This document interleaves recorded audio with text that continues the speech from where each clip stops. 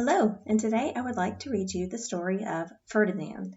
It is by Munro, and I don't know if you can see these little marks on this book. This book belonged to my brother and I when we were young children, and I'm totally going to blame him for those marks. The Story of Ferdinand by Munro Leaf. Once upon a time in Spain,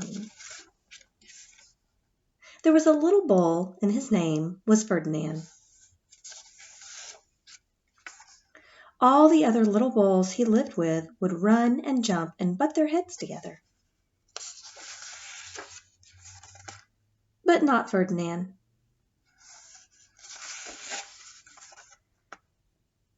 He liked to sit just quietly and smell the flowers.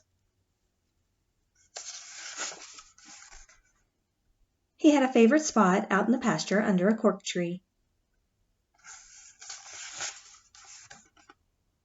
It was his favorite tree, and he would sit in its shade all day and smell the flowers. Sometimes his mother, who was a cow, would worry about him. She was afraid he would be lonesome all by himself.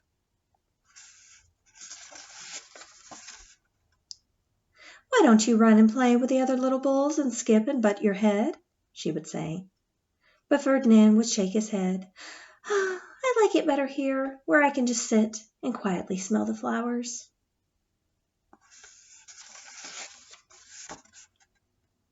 His mother saw that he was not lonesome, and because she was an understanding mother, even though she was a cow, she let him just sit there and be happy. As the years went by, Ferdinand grew and grew until he was very big and strong.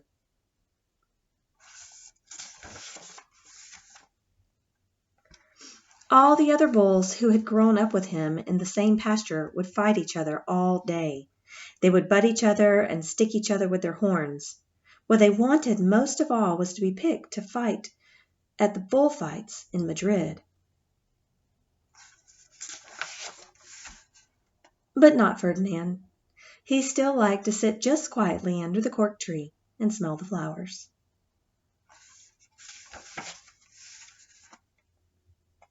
One day 5 men came in very funny hats to pick the biggest, toughest, roughest bull to fight in the bullfights in Madrid.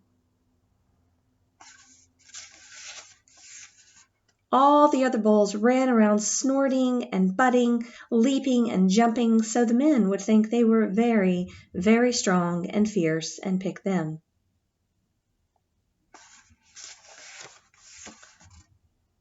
Ferdinand knew that they wouldn't pick him, and he didn't care. So he went out to his favorite cork tree to sit down.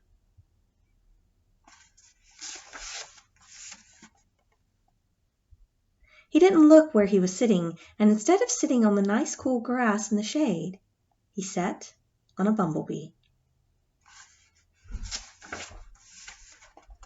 Well, if you were a bumblebee and a bull sat on you, what would you do?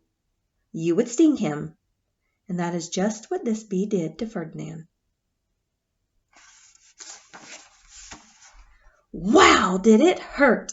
Ferdinand jumped up with a snort. He ran around puffing and snorting, butting and pawing the ground as if he were crazy.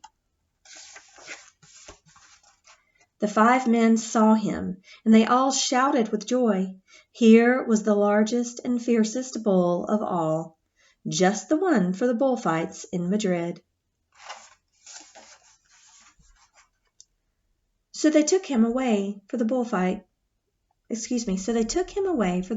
day in a cart.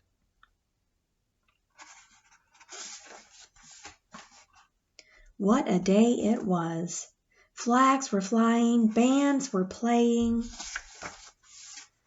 and all the lovely ladies had flowers in their hair.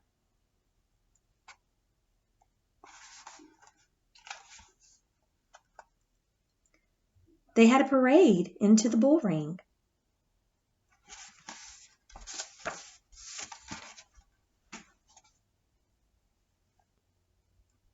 First came the banderilleros, with long, sharp pins with ribbons on them to stick in the bull and make him mad.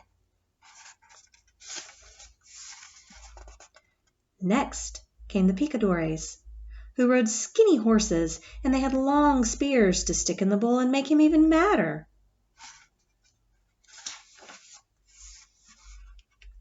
Then came the matador, the proudest of all. He thought he was very handsome, and bowed to the ladies.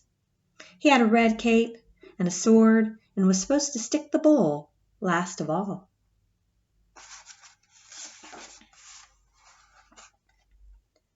Then came the bull, and you know who that was, don't you? Ferdinand.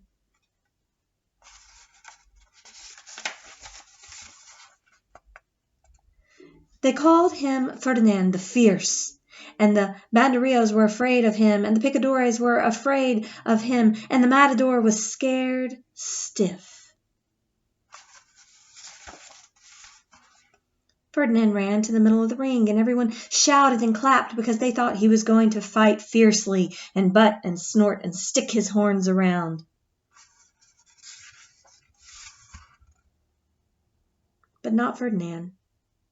When he got to the middle of the ring, he saw the flowers in all the lovely ladies' hair, and he just sat down quietly and smelled. He wouldn't fight and be fierce no matter what they did. He just sat and smelled. And the banderilleros were mad, and the picadores were madder, and the matador was so mad he cried because he couldn't show off with his cape and sword.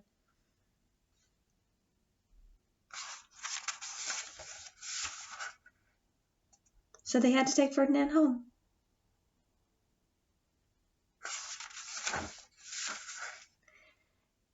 And for all I know, he is sitting there still, under his favorite cork tree, smelling the flowers just quietly.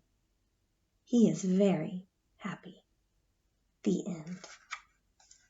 And I hope you have a favorite tree that you like to sit under too. Have a great day.